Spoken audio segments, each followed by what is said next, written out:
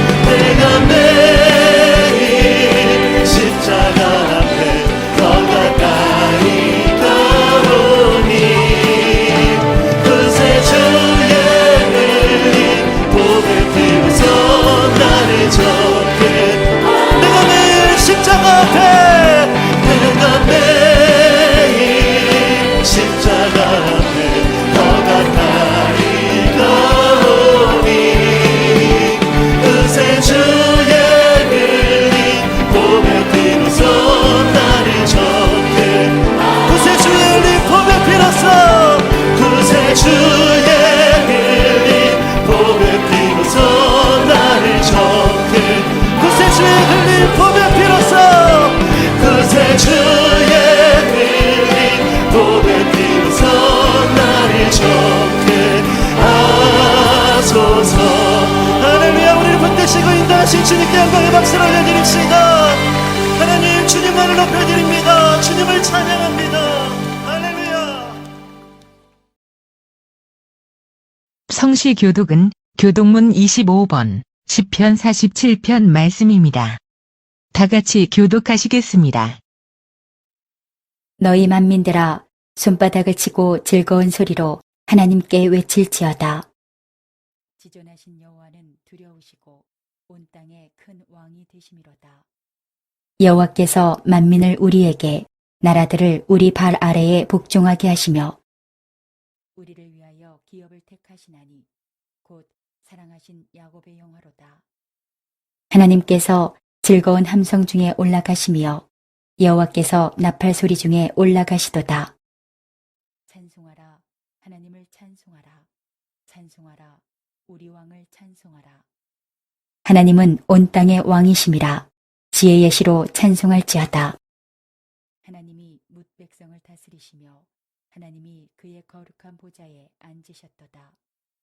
뭇 나라의 고관들이 모임이여 아브라함의 하나님의 백성이 되도다. 세상의 모든 방패는 하나님의 것이며 그는 높임을 받으시리로다.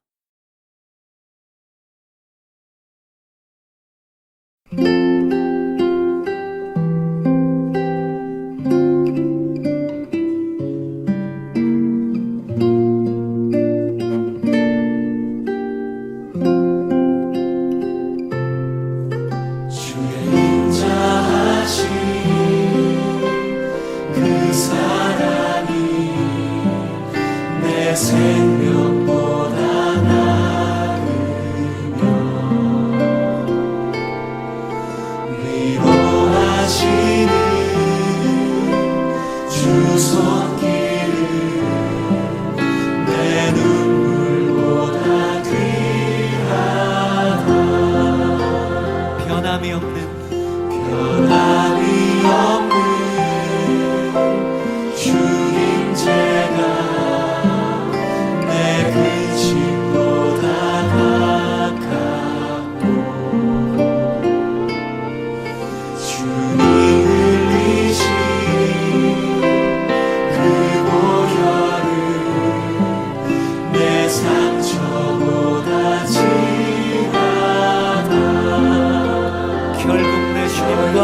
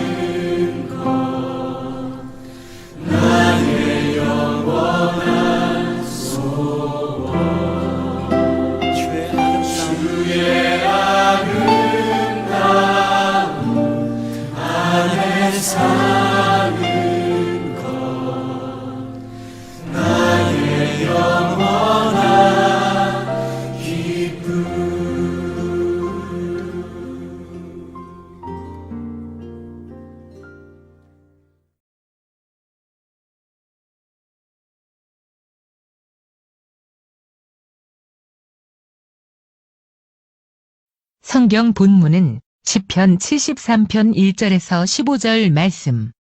구약 성경 854페이지입니다.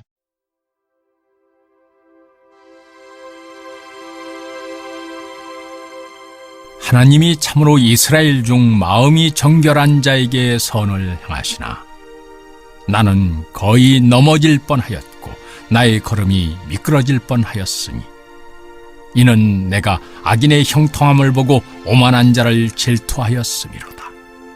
그들은 죽을 때에도 고통이 없고 그 힘이 강건하며 사람들이 당하는 고난이 그들에게는 없고 사람들이 당하는 재앙도 그들에게는 없나니 그러므로 교만이 그들의 목걸이요 강포가 그들의 옷이며 살찜으로 그들의 눈이 솟아나며 그들의 소득은 마음의 소원보다 많으며 그들은 능욕하며 악하게 말하며 높은 데서 거만하게 말하며 그들의 입은 하늘에 두고 그들의 혀는 땅에 두루 다니도다. 그러므로 그의 백성이 이리로 돌아와서 잔에 가득한 물을 다 마시며 말하기를 하나님이 어찌 알랴 지존자에게 지식이 있으리야 하는도다. 볼지어다 이들은 악인들이라도 항상 평안하고 재물은 더욱 불어나도다. 내가 내 마음을 깨끗하게 하며 내 손을 씻어 무죄하다 한 것이 실로 헛되도다. 나는 종일 재난을 당하며 아침마다 징벌을 받았도다. 내가 만일 스스로 이르기를 내가 그들처럼 말하리라 하였더라면 나는 주의 아들들의 세대에 대하여 악행을 행하였으리이다. 할렐루야. 한 주간 잘 지내셨지요? 지난 주간에는 독수리 훈련이라는 제목으로 말씀을 나눴습니다. 하나님께서 우리를 자녀로 부르신 이상, 상속자로, 유업으로 부르신 이상 훈련 있을 수밖에 없다. 우리가 disciple, 제자가 된 이상, discipleship, 제자도에 따른 디스플린이 있을 수밖에 없다. 훈련이 있을 수밖에 없다. 말씀을 드렸습니다. 우리는 훈련을 받을 수밖에 없는데 훈련을 이 땅에서 받는 동안에 늘 마음에 의구심이 오는 게 있지요. 하나님께서 과연 공정하신가? 왜 악인은 잘 되고 나같이 선하게 의롭게 주의 말씀대로 살려고 하는 사람에게 이런 불공평과 고난이 있는가 싶을 때가 많이 있습니다. 아까 우리 장기상 형제님께서도 기도해 주시더군요. 세상이 굉장히 급속하게 변화하고 있고 이제는 어느 것이 진리인가 하는 것을 결정하는 데 있어서 굉장히 어려운 시대가 되고 있습니다. 이제는 사람이 개입하지 않고도 AI나 기계에 의해서 진리가 왜곡되고 또 그것이 혹시 진리가 아닌가. 왜냐하면은 AI에 의해서 전 세계에 대한 그런 평균, 통계학적인 수치 이런 것이 근거가 되기 때문에 이게 진리가 아닌가 싶을 때가 있어요. 저렇게 살아야 되지 않은가. AI가 얘기하지 않느냐. 전 세계 통계를 볼 때 이게 옳지 않은가 해서 우리가 그 진리를 쫓아 사는 것이 굉장히 힘들어지는 그런 시대가 되고 있습니다. 앞으로 5년, 10년, 50년, 100년 후에 세상이 어떻게 바뀔지 몰라요. 그래서 참 진리라고 하는 거는 세상이 억만 번 바뀌어도 여전한 걸 진리라고 그럽니다. 그래서 우리는 진리를 믿고 진리의 원천이신 하나님, 참종교 중에 참종교이고 참신 중에 참신이신 하나님이 가르쳐 주신 진리를 따라 사는데 성경의 진리가 과연 옳은가? 왜 진리대로 사는데 세상은 불공평한가라는 문제에 봉착하게 됩니다. 그래서 오늘은 하나님은 공평한가라는 주제로 좀 말씀을 나누기를 원합니다. 굉장히 중요한 주제죠. 서론으로 들어가는 이야기 두 가지를 좀 말씀드리길 원합니다. 송명희 자매님이라고 해서 아시는 분들은 많이 아실 겁니다. 이분은 굉장히 어려운 상황임에도 불구하고 세상 기준으로 볼 때 누가 봐도 불편하고 태어날 때부터 자기의 선택 의지와 상관없이 어려움을 겪고 살지만은 하나님을 fair God, 공평하시다, 공평하신 하나님이라고 찬양을 수없이 해서 유명합니다. 이분이 만드신 그 시 가운데 이 시에다가 최덕신 분이라는 분이 곡을 붙여서 공평하신 하나님 곡을 해서 많이 불렀습니다. 나 가진 재물 없으나 가진 지식 없으나 남에게는 건강도 없지만은 남에게 없는 것이 있습니다. 남이 못 본 걸 보았고, 남이 듣지 못한 음성을 들었고, 남이 받지 못한 사랑을 받았고, 남이 모르는 걸 깨달았습니다. 그러면서 공평하신 하나님이, 나 남이 가진 것 없지만은 공평하신 하나님이 남이 없는 것 갖게 했다 해서 이런 상황인데 공평하신 하나님은 fair하다라고 얘기를 합니다. 한국에도 요즘 아이들 그렇죠. 특히 저는 이제 미국에서 쪽 아이들 키우고 살았는데 미국 아이들이 제일 많이 쓰는 단어 중에 하나가 fair예요. That's not fair. 맨날 그래요. 네, 굉장히 많이 씁니다, 이게. 네, 송명희 자매님은 1963년 6월 23일에 태어났는데 선천성 중증 뇌성마비로 태어날 때부터 그랬습니다. 그래서 주변 사람들에게 축복받지를 못했고 당시 아버지는 결핵으로 온전치가 못해가지고 집안이 어려웠고 엄마의 젖 한 번 빨지를 못하고 쌀가루 끓인 죽으로 근근히 생명을 유지했다 그래요. 모태신앙으로 어머니 때문에 모태신앙인으로 태어났지만은 이런 자신을 바라보면서 사춘기 때까지 자신을 비관했고 다른 아이들을 부러워했고 눈물로 속마음을 대신했다고 합니다. 17살 되던 해인 79년 10월에 부흥회에 참석했다가 자신을 위해서 손잡고 기도해 주는 자매님의 기도 소리를 듣고 감동을 받아서 성경을 읽기 시작했고 성경을 수십 차례 통독을 하면서 성경 가운데서 공평하신 하나님, 자신은 불공평하다고 그렇게 얘기를 했었는데 성경 속에서 공평하신 하나님을 만나게 됩니다. 진리를 깨닫게 된 거죠. 그래서 조금 전에 제가 읽어드렸던 공평하신 하나님이라는 시를 써서 유명해졌습니다. 자기 의지하고 상관없이 태어날 때부터 선천성 중증 뇌성마비로 제가 서울에 있을 때 이분을 모셔다가 집회를 한 적이 있어요. 정말 보는 게 딱할 정도로 말하는 게 힘들고 걷는 게 힘들고 휠체어에 앉아서 간증을 하는데 이분을 바라보면은 하나님이 이분을 사랑한다는 것, 이분이 자기가 하나님께 공평하다고 찬양한다는 게 쉬웠을까 싶어요. 여러분 정말로 하나님은 공평하신가요? 하나님은 공평하다고 믿습니까? 성경은 공평하다고 그래요. 이게 진리래요. 근데 세상은 공평하지 않은 게 너무 많아요. 그래서 그럼에도 송명희 자매님은 공평하신 하나님이라고 얘기합니다. 반대로 신학생 리처드는 하나님은 불공평하다라고 외칩니다. Unfair God. 하나님은 공평하지 않습니다. 시카고에 가면 저도 가봤습니다만 위튼 칼리지라고 하는 대학교가 있습니다. 그 위튼 칼리지에 리처드라고 하는 신학생이 있었습니다. 상담차 목사님을 찾았습니다. 필립 연시라고 하는 목사님이 쓴 나는 하나님께 실망했습니다 라는 책에 나와요. 목사님 만나가지고 첫 번째 신학생 입에서 나온 말이 I hate God. I don't believe in God. I'm disappointed with God. 나는 하나님 증오합니다. 믿지 않습니다. 나는 하나님께 대해서 실망했습니다. 첫 마디가 그래요. 신학교 다니는 신학생의 입에서. 하나님은 공평하지 않습니다. 왜 그러냐 물었습니다. 행복한 가정에서 잘 자라는데 엄마 아빠가 이혼의 위기에 봉착합니다. 그는 순진한 마음으로 하나님이 기도 들어주신다는 그 목사님의 말씀대로 성경 말씀대로 우리 엄마 아버지가 이혼하지 않게 하여 주옵소서라고 간절히 기도했는데 결국 이혼을 합니다. 그의 기도는 응답되지 않았지요. 그러던 중에 약혼녀, 자기가 사랑했던 약혼녀의 갑작스런 결별선언, 예고 없는 파혼.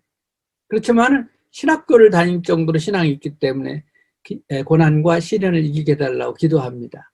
근데 자기가 바라볼 때에 자기가 믿는 하나님은 불공평해 보이는 거예요. 성공대로 자기는 사는데 자기 삶에는 삶에 기대했던 만큼 공평이 이루어지지가 않는 거예요. 그러던 어느 주일 밤이었습니다. 주일 저녁 예배 때에 목사님께서 광고 시간에 광고를 합니다. 9명의 선교사가 탄 비행기가 알래스카 우지에 추락을 해서 9명 선교사 전원이 사망했다는 소식이에요. 9명이 죽었습니다. 그러면서 목사님은 그 주간에 있었던 비행기 사고를 또 한 가지 얘기를 하면서 또 다른 비행기 사고에서 많은 사람들이 다 죽었는데 우리 교회 아무개 자매님이 기적적으로 살아났습니다. 그때 온 교인들이 박수를 치면서 할렐루야를 하는 거예요.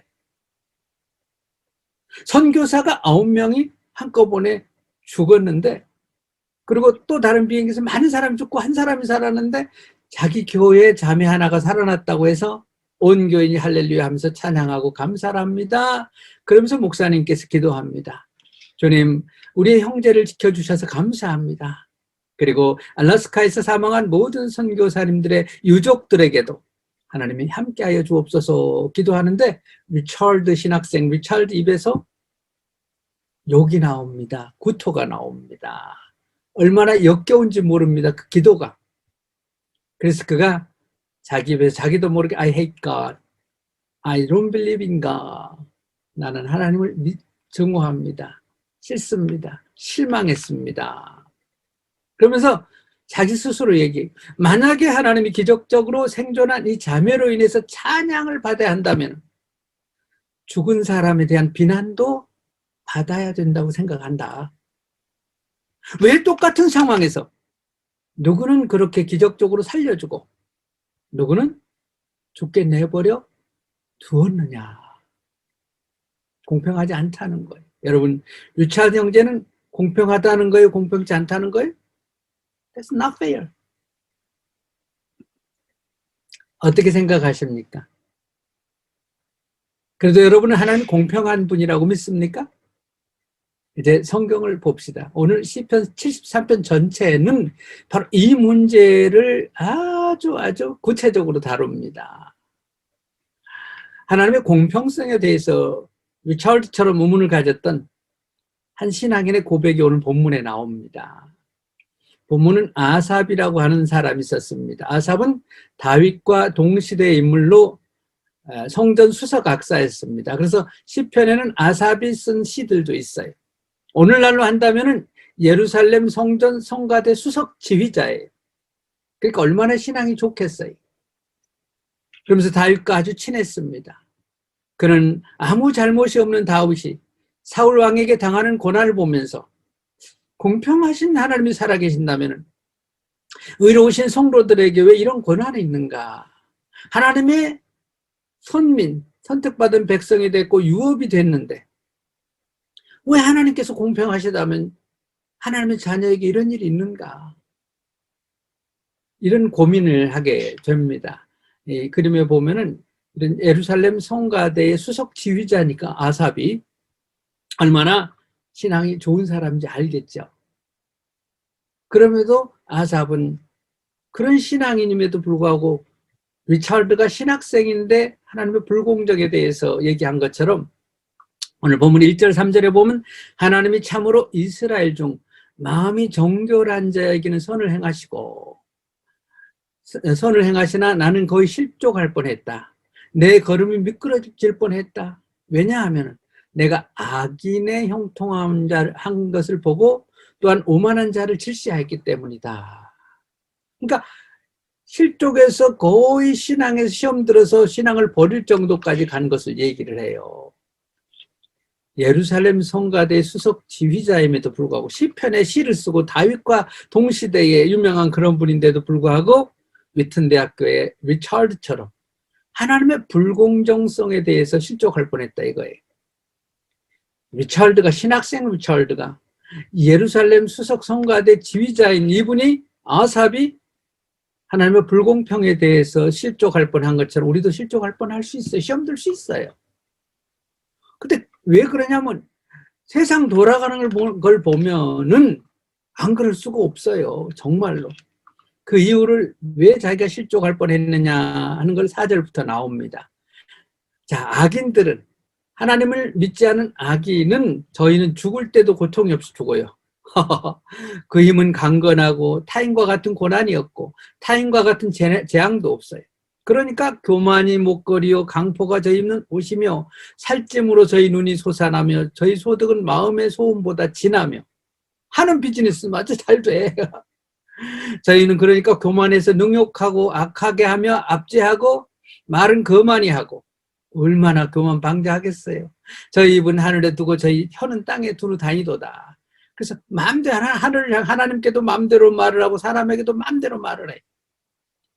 그러므로 그 백성이 이리로 돌아와서 잔에 가득한 물을 다 마시며 말하기를. 그래서 이제 그걸 보는 백성들이 뭐라 그래? 하나님이 어찌하랴? 지극히 높은 자에게 지식이 있으랴. 하나님이 이걸 보고 악인이 잘 돼가지고 저렇게 고만 방자한 걸 본다면 어떻게 하나님이 저럴 수 있을까? 찬물을 마시면서 백성들이 그런다 이거예요. 볼지어다 이들은 항상 악인이라 항상 평안하고 재물은 더하도다. 그렇지만 나는 내 마음을 정의하고 내 손을 깨끗해서 무죄한 것. 나는 정말 의롭게 살고 정하게 살고 선하게 착하게 사는 것이 실로 헛되도다. 오히려 나 같은 사람은 종일 재앙을 당하며 아침마다 징책을 보았도다. 여러분 많이 경험하죠? 또 이런 얘기 많이 듣지요? 아니 하나님 살아계신다 이럴 수 있어? 최근 뉴스들만 봐도 갑자기 건물이 무너져갖고 9명이 죽고 막 이러잖아요. 하나님 살아계시나? 그래서 아삽은 오늘 본문 4절 12절에서는 악인의 형통에 대해서 얘기하고 반대로 13, 14절에서 자기와 같은 의인의 고난을 대조적으로 얘기하면서 하나님의 앞에 얘기하는 거예요. 내가 왜 실족하는가? 왜 내가 시험 드는가? 시험 들지 않겠습니까? 하나님 지금 그거예요. 누가 얘기한 것처럼 위튼 칼리지의 신학생 리처드가 목사님한테 와 얘기한 것처럼. 그래서 나는 하나님 싫습니다. 우리도 그런 적이 많았지요.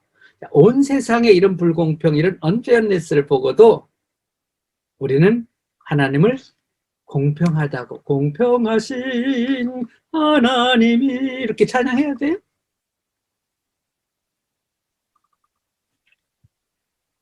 리차드나 아삽처럼 시험 들 수 있어요. 그런 분 신학생도 시험에 들고 예루살렘 성가대 수석 지휘자 아삽도 시험 드는데 그럴 수 있습니다. 그렇지만 송명희 자매님처럼 우리는 하나님은 공평하신 분이라고 믿어야 됩니다. 이해가 안 돼도 믿어야 돼요. 믿으면 믿는 거지 이해하는 거 아니에요. 이해가 돼서 믿는 거 아니에요. 어떻게? 아까 사도신경 고백했죠. 동정녀 마리아에게 나시고 죽은 지 3일 만에 부활하고 이걸 어떻게 이해합니까? 믿는 거지. 우리는 신앙생활하는 겁니다. 그래서 그냥 믿는 거예요. 그리고 찬양해야 됩니다. 오늘 메시지의 핵심은 그럼에도 우리는 공평하지 않다고 해서는 안 된다. 공평하다고 믿고 찬양해야 된다. 왜? 그 이유는 아직 심판의 때가 아니기 때문입니다. 첫 번째 이유는 아직은 하나님의 공평성을 논할 때가 아니라는 거예요. 자, 오늘 보면 15, 17절입니다. 나도 그들처럼 살아야지라고 말했다면 나는 주님의 자녀들을 배신하는 일을 했을 겁니다. 자기 신앙 버렸을 거래, 아삽은. 내가 얽힌 문제를 풀어보려고 깊이 생각해 보았으나 그것은 내가 풀기에는 너무나 어려운 문제였습니다. 그러나 마침내 하나님의 성소에 들어가셔야 악한 자들의 종말이 어떻게 되리라는 것을 깨닫게 되었습니다. 표준 3번역입니다. 아삽은 시험에 들었습니다. 이럴 바엔 내가 왜 어렵게 살아야 되지? 왜 신앙으로 살아야 되지? 왜 노블리스 오블리제를 해야 되지? 그렇게 살면 살수록 난 더 힘든데 시험 들었어요.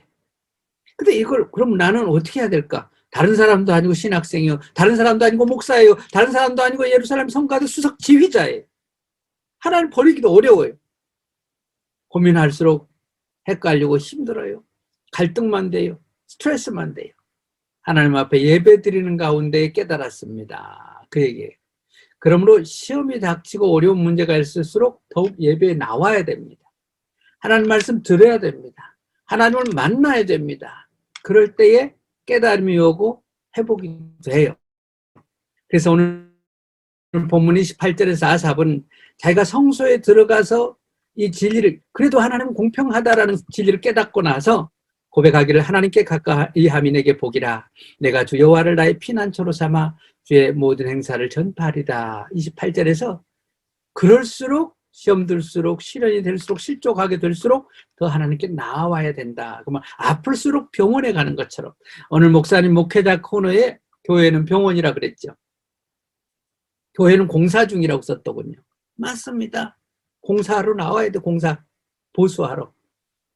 치료하러 나와야 돼. 그래야지 오히려 회복이 됩니다. 시험 들어가지고 교회 떠나면요. 영원히 아파서 이제 잃어버려요. 건강을. 영적 건강, 육적 건강.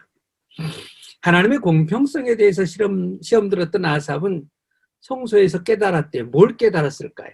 바로 지금은 심판의 때가 아니라는 것. 언젠가 그 심판의 때가 공의로 심판할 때가 온다는 것. 이걸 깨달았다 이걸. 지금은 때가 아니다. 아직은.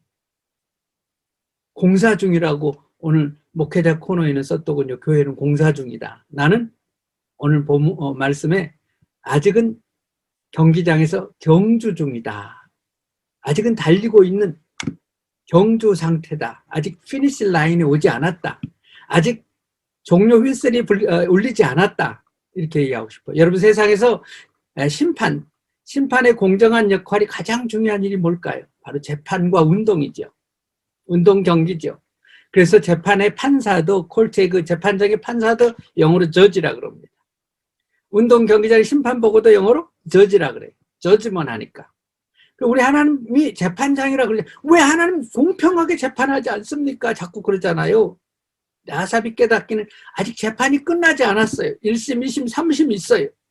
최종심이 끝나지, 1심조차도 아직 판사가 재판봉을 두들기지 않았어요. 아직 몰라요. 모르는 상태에서 하나님 불공평하다, 저 판사 불공평하다? 옳지 않다 그거예요. 마라톤 경주 우승자는 언제 결정돼요? 피니시 라인 통과한 후. 그걸로 끝나는 것도 아니에요. 마지막으로 그 경기 주심판이 저지가 모든 경기 규칙대로 이봉주 선수가 보스턴 마라톤 대회에서 먼저 들어왔기 때문에 1등이다 라고 해줘야만이 그때 비로소 우승자가 돼요. 재판은 언제 승리를 알아요? 마지막으로 판사가 모든 걸 종합해서 나무로 된 판결봉을 땅땅땅 두드리면서 판결에 대해서 선포할 때에 재판이 끝나요. 마지막 재판에서야 알 수 있습니다. 뭘? 공정성. 하나님 심판도 공평성도 공의도 마찬가지입니다. 아삽은 주님 앞에 가 묵상하면서 예배드리면서 바로 그 사실을 깨달은 겁니다. 아직은 심판 때 우리가 판단할 때가 아니라는 겁니다. 성경은 수없이 많은 곳에서 하나님의 마지막 심판이 남았다고 말합니다. 예수님은 특별히 하나님의 공평성에 대해서 의심하는 사람들에게 그날이 가봐야 한다. 그러면서 알곡과 죽종이로 그날 나누어진다. 그 심판 때에서 반석 위에 지은 집, 모래 위에 지은 집, 밀과 가라지, 좋은 물고기와 나쁜 물고기, 예복을 입은 손님과 입지 않은 손님, 충성된 종과 불충한 종, 기름 준비한 처녀와 준비치 못한 처녀, 이런 것은 그때 가봐야 한다. 심판 때 마지막 결정 난다. 그래서 지금은 아직은 경기 중이다. 아직은 재판 중이다. 아직은 건축 중이다. 얘기를 합니다. 아무리 42.19km를 잘 달려와서 1등으로 들어왔다 할지라도 경기 규칙을 어기면 어떻게 돼요? 실격되죠. 등수조차도 못 들어요. 50등으로 들어와도 경기 규칙대로 왔으면 50등이 돼요. 그러나 1등으로 들어와도 규정대로 달리지 않은 사람은 실격이 돼서 등수에도 못 듭니다. 아삽은 이 사실을 깨달은 겁니다. 할렐루야. 아직은 하나님의 심판이 유보되어 있는 그런 상황입니다. 여러분, 최후의 심판이 있음을 믿습니까? 그래서 한 번 죽는 것은 사람에게 정하신 것이요 그 후에 심판이 있다. 히브리서 9장 27절.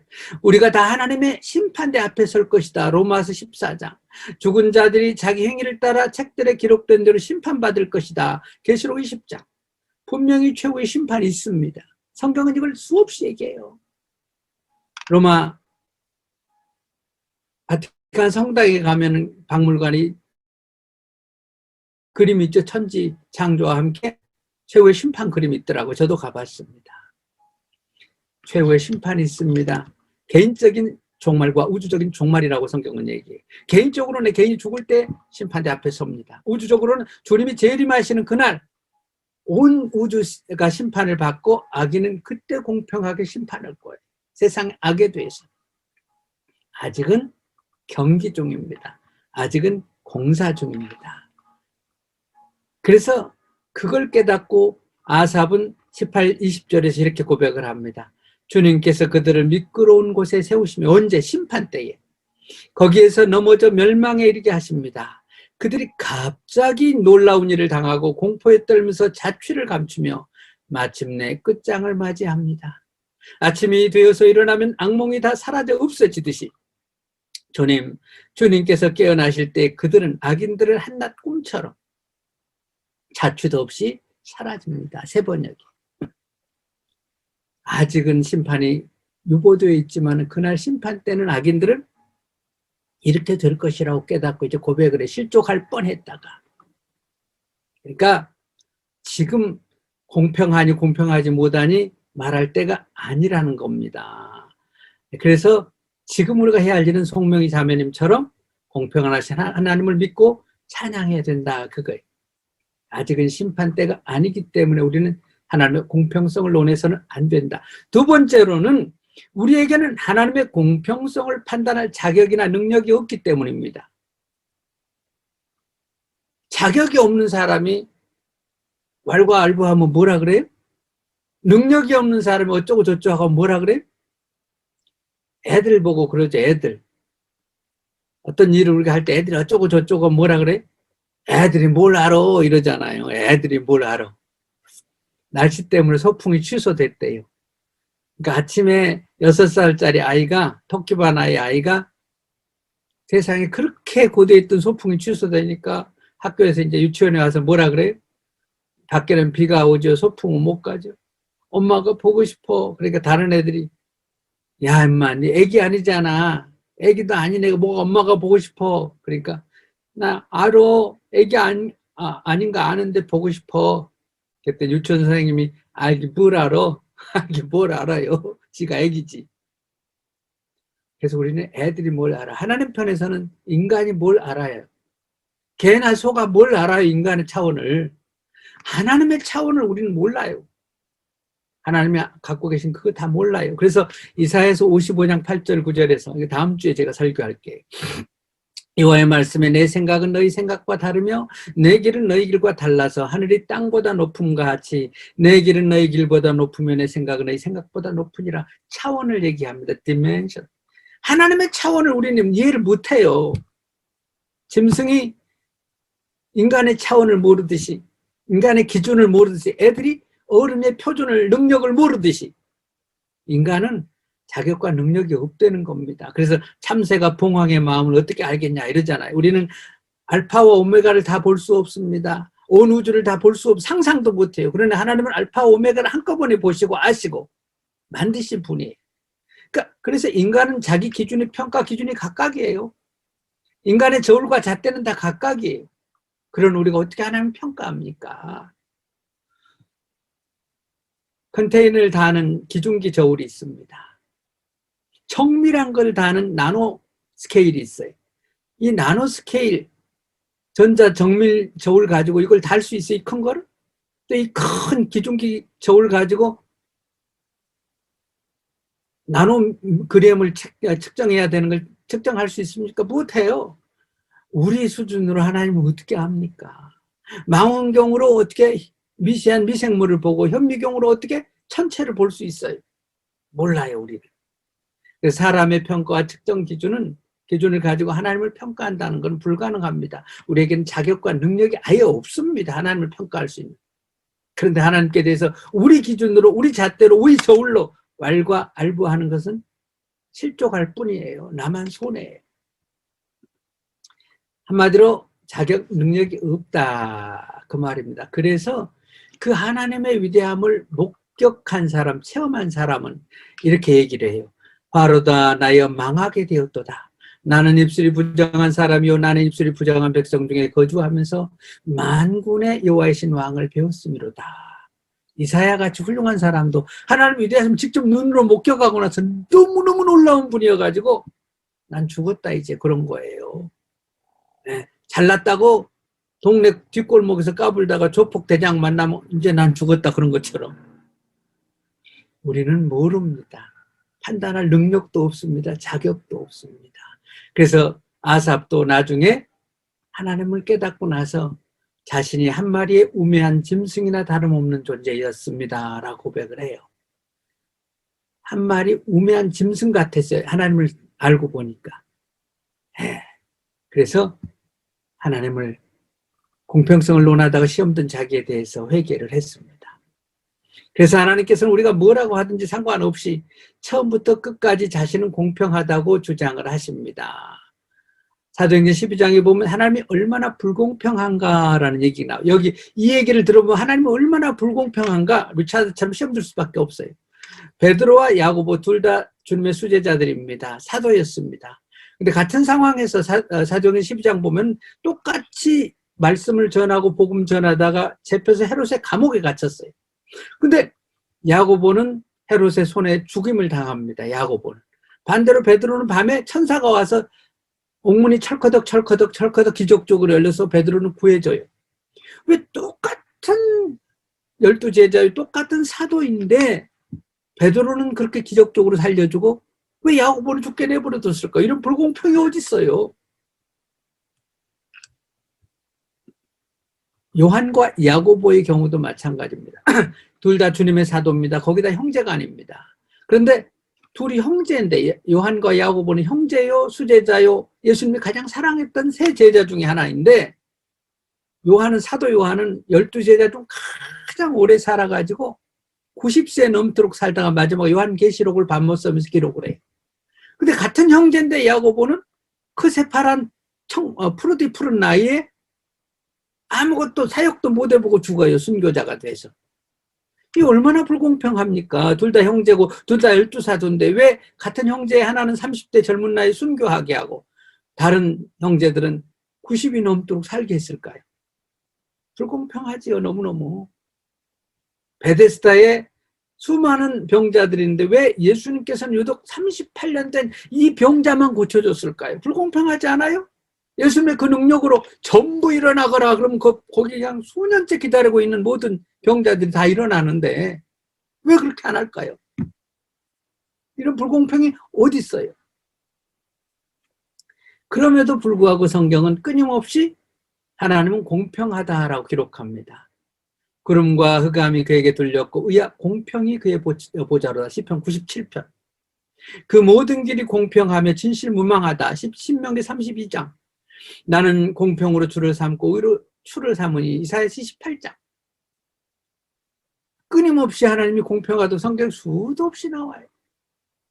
송명희 자매님은 바로 이 성경 읽다가 공평하신 하나님 발견한 거예요. 그러면서 주의 길이 공평치 않다고 하는 자들을 향해서 내 길이 어찌 공평치 아니하냐, 너희 길이 공평치 아니하지 않은 거 아니냐. 에스겔서 18장입니다. 나의 길이 어찌 공평치 않다고 얘기하느냐, 너희 길이 공평치 않은 것 아니냐. 에스겔서 18장 29절입니다. 성경은 끊임없이 하나님이 공평하다.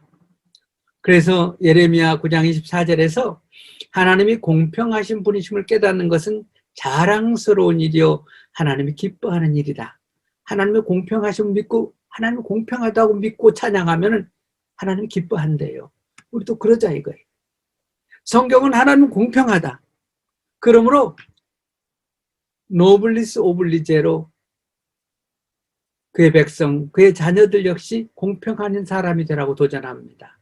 속이는 저울은 여호와께서 미워하셔도 공평한 춘 그가 기뻐하시느니라. 잠언 에스겔서. 의와 공평을 행하는 것은 제사 드리는 것보다 하나님 기뻐한다. 잠언 21장 3절. 너희는 공평을 지키며 의를 행하라. 이사야서 56장 1절. 공평한 저울과 천칭은 여호와의 것이다. 잠언 16장 11절.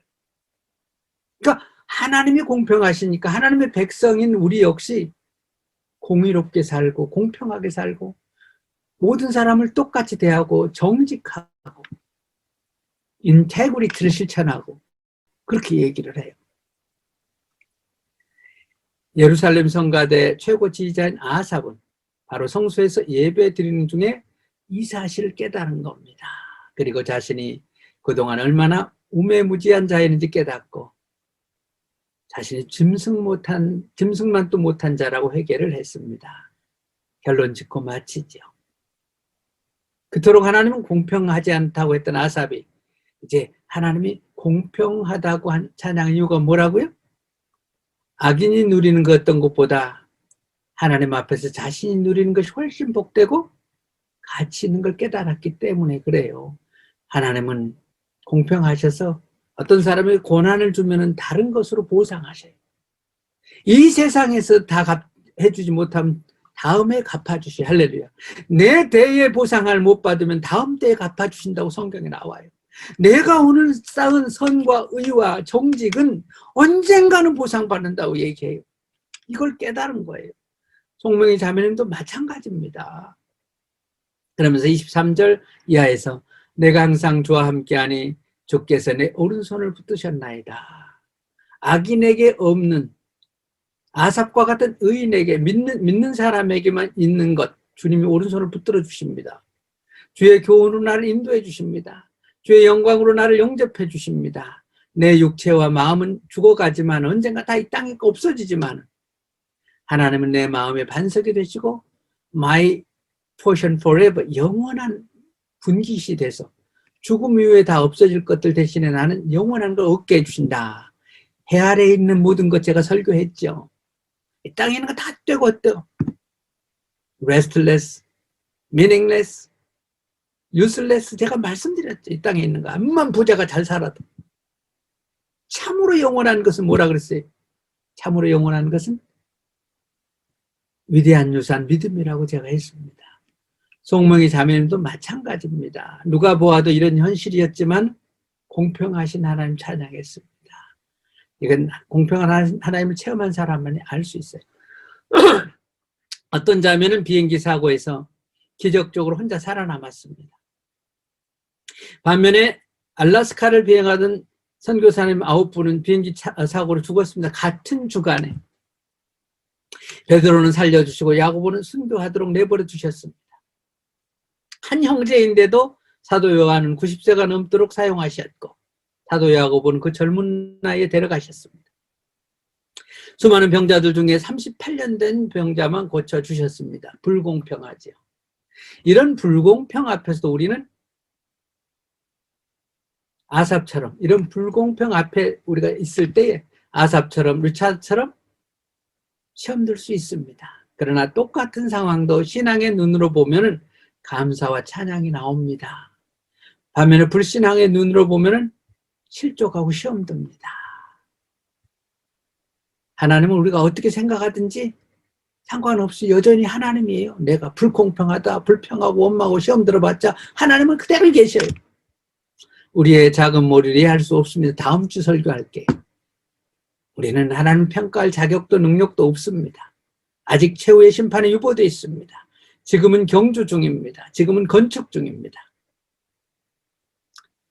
내 삶이 억울하고 부당하다고 느껴질지라도 공평하신 하나님이라고 찬양합시다.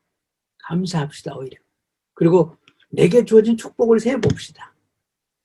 그리고 하나님이 명령하신 대로 우리도 공의로운 삶, 공평하신 하나님답게 모든 사람을 똑같이 대하고 의를 실천하고 정의롭게 살도록 노력합시다. 원망하고 불평하고 자신을 저주하고 남을 미워하면 나만 손해입니다. 나만. 지난주에 설교했죠. 독수리 훈련만 길어집니다. 오늘부터 하나님 앞에서 내 눈으로는 불공평해 보여도 아직은 심판 때가 아니고 시험은 유보 중이다.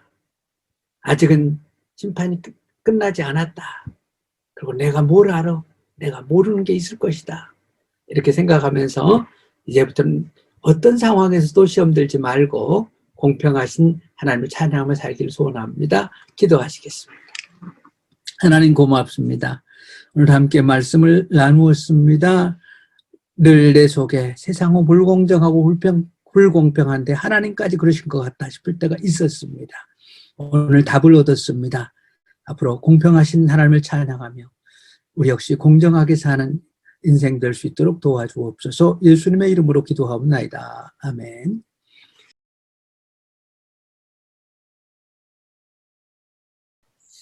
기도합시다. 하나님 고맙습니다. 공평하신 주님을 찬양합니다. 마음 가운데 하나님에 대한 불공평에 대한 언제한 거에 대한 불만과 원망과 시험이 있었다면 오늘 내려놓고 이제 돌아갑니다. 세상은 어차피 불공정합니다. 불공정한 세상을 바라볼 때 그나마 감사한 것은 공평하신 하나님 살아계시고 언젠가 심판하실 것이고 나의 아버지가 되심을 믿고 여전히 신실하게 공의롭게 사는 저희가 되게 하여 주옵소서. 특별히 기도합니다. 우리 박인천 형제님 긍휼히 여겨주시고 치유하여 주옵소서. 회복시켜 주시옵소서.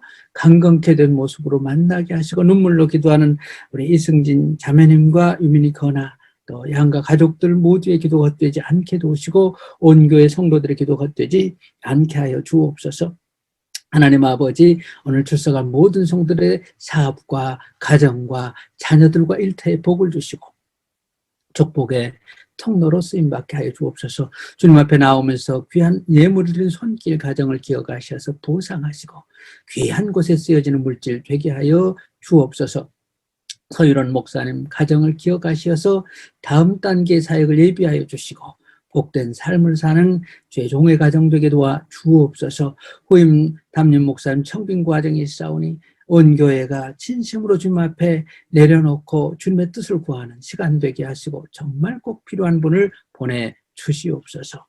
이제는 우리 구주 예수 그리스도의 은혜와 하나님 아버지의 극진하신 사랑과 성령님의 감화 감동 내주 충만하신 역사가 공평하신 하나님을 찬양하며 공의롭게 살기로 결단한 모든 성도들과 이 교회와 슬로바키아와 대한민국 세계 곳곳의 모든 선교사님들 위해 지금부터 영원히 함께 하시기를 간절히 축원하옵나이다. 아멘.